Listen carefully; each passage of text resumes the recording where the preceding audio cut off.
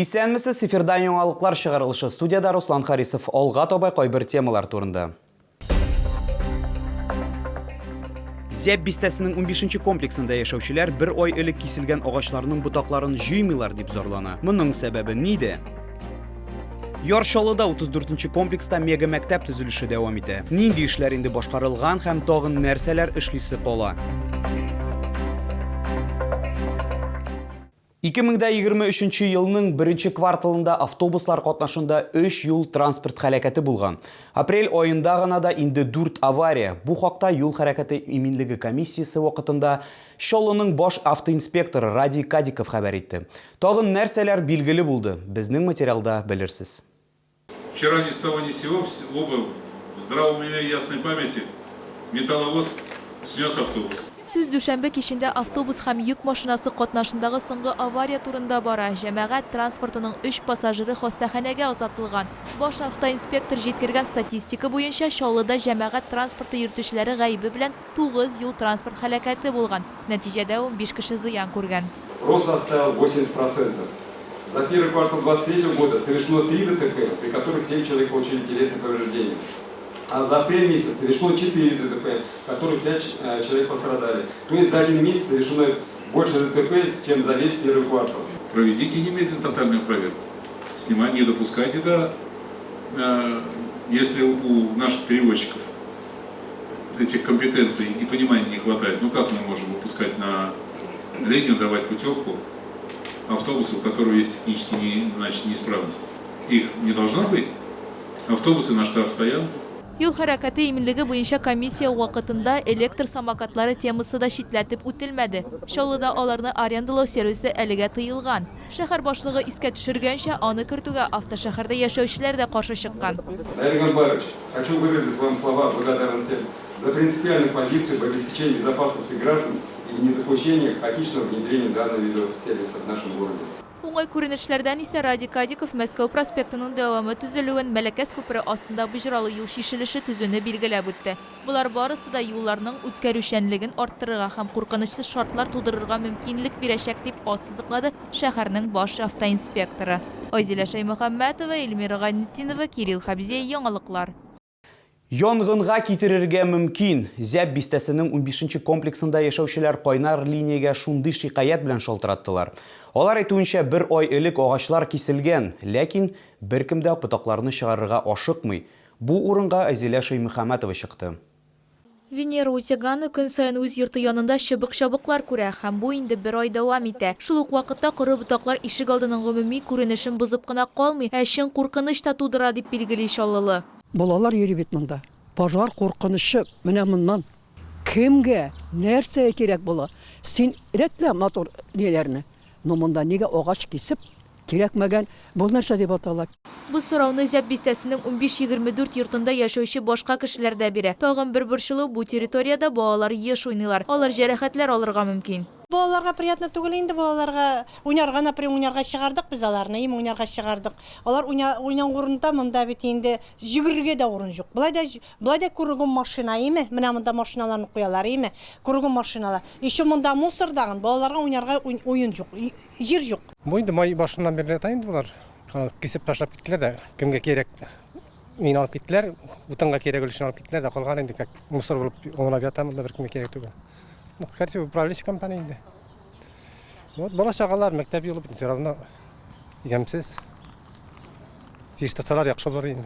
Жилком сервис идарәче компаниясында хәбәр итүләренчә, Зәп бистәсенең 15-нче комплексында безнең ишек алды программасы буенча йорт яны территориясын төзекләндерү эшләре бара. Агачларны һәм ботакларны чыгару подрядчы тарафыннан башкарылырга тиеш. Ул ремонт эшләре алып бара. Коммуналь хезмәткәрләр якын көннәрдә территория тәртипкә китереләчәк дип өстәде. Азилә Шаймөхәммәтова, Ленар Султанов, яңалыклар.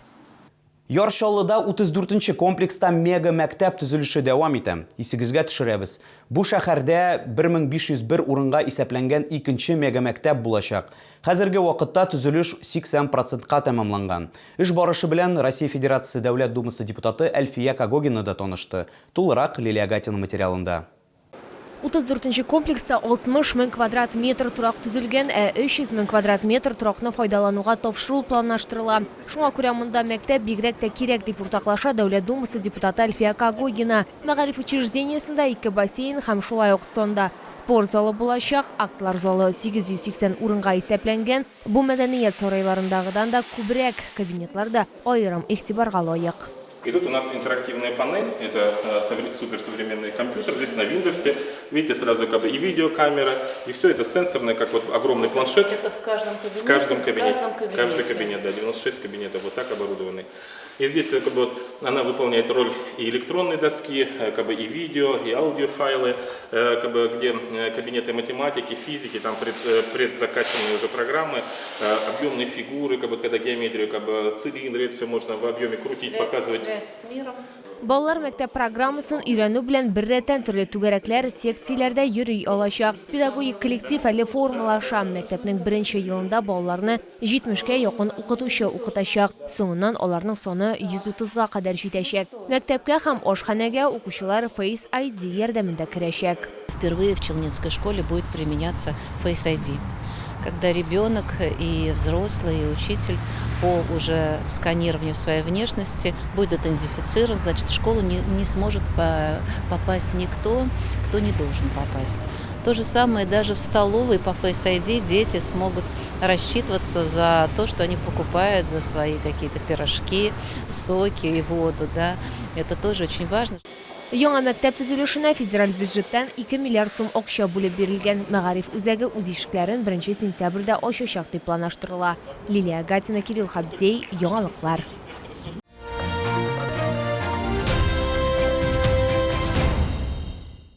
Төрле зәвык өчен һәм төрле төстәге аяк киемнәре. Беларус аяк киемнәре күргәзмәсе Алабугага да барып җитте. Шаллылар сыйфатлы итекләрне, туфлиләрне һәм сандалияларны бәяләргә өлгерде инде. Уңайлы һәм җайлы аяк киемнәрен сатып алырга өлгерегез. Күргәзмә 10 июньгә кадәр эшли. Алабуга һәм Яршалы халкы үзләрен Беларусиядән килгән сыйфатлы, уңайлы һәм җайлы аяк киемнәре белән сөендерә ала. Ир-атлар һәм хатын-кызлар коллекциясенең киң сайлап алу мөмкинлеге, шулай ук арзан бәяләр сатып алучыларны шаккатырачак. Барлык тәкъдим ителгән модельләр фабрикада җитештерелгән. Данные летние туфли очень комфортные, удобные, подходят на любую полноту ноги. И на такие проблемные ноги выпирающие косточки, деформация пальцев, а также обувь имеет очень красивую перфорацию. У мужчин в основном проблема на высокий подъем. Данная обувь это все предусматривает. То есть с одной стороны идет резинка, с другой стороны лип. Демисезон ботинкалар, ярым итекләр, төрле туфлиләр һәм җиңел сандалиялар бирдә киң төсләр гаммасы тәкъдим ителгән. Отличная обувь, мягкая, удобная. Для кого есть косточка, это просто находка. Беларус аяк киеме күргәзмәсе 10 июньгә кадәр дәвам итәчәк. Алабугада аяк киемнәрен Тынычлык проспекты 28 иллюзион кинотеатры, шулай ук Яршалы шәһәре үзәк сәүдә үзәгендә сатып алырга мөмкин.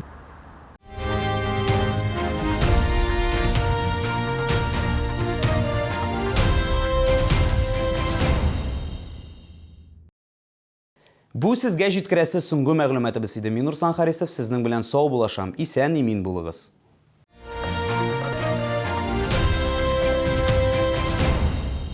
Приглашаем на прием к врачу-офтальмологу из Чебоксарской клиники по всем заболеваниям глаз. Запись по телефону 32 27 22.